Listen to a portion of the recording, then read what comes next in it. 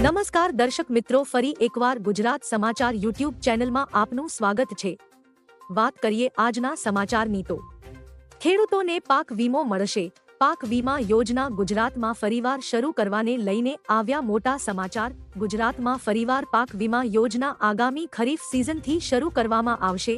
આ વખતે પાક વીમા યોજનામાં ખેડૂતોને લાભ થાય અને વીમા કંપનીઓ ખેડૂતોને લૂંટી ન જાય તે માટે દરેક નિયમો અને શરતો ખેડૂત લક્ષી કરવામાં આવશે।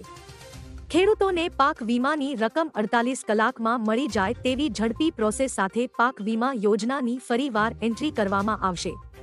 ત્યારબાદ દેવા માફી અંગે ગુજરાત સરકારનો ફેસલો।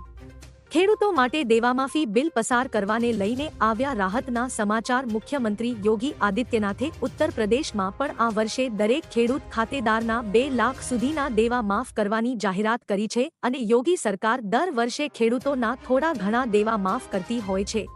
જ્યારે વખતે ગુજરાત વિધાનસભામાં પણ દેવા માફી બિલ પસાર કરવાની મંજૂરી મળી ગઈ છે। સરકારી અહેવાલો અને ઠરાવોને જોતા આવનારા બજેટ 2024માં ખેડૂત દેવા માફીની જાહેરાત થઈ જાય તેવી પૂરેપૂરી સંભાવના છે અને ગુજરાત વિધાનસભાની ચૂંટણી ટૂંક જ સમયમાં છે। દેવા માફ થઈ શકે ત્યારબાદ ભાવ ન મળતા ખેડૂતોએ નોંધ્યો વિરોધ। વાહનોમાં લીલી ડુંગળી ભરી અને મહત્તમના ભાવ ન મળતા ખેડૂતોમાં નારાજગી જોવા મળી હતી। એને યાર્ડમાં ઢગલા કરી વિરોધ કર્યો હતો, જેમાં લોકોને ફ્રીમાં ડુંગળી આપવા આવી હતી। ગાયોને પણ ડુંગળી પોતાનો ખોરાક બની ગયો હતો। ખેડૂતને વાહનનો ખર્ચ પણ ન નીકળતા રાતા પાણીએ રોવાનો વારો આવ્યો છે। ત્યારબાદ અંબાલાલ પટેલે માવઠાની આગાહી કરી। રાજ્યના ખેડૂતો માટે માઠા સમાચાર સામે આવ્યા છે, જેમાં હવામાન નિષ્ણાત અંબાલાલ પટેલની 27 થી 30 જાન્યુઆરીમાં માવઠાની આગાહી છે। રાજ્યના વાતાવરણમાં પલટો આવવાની શક્યતાઓ છે।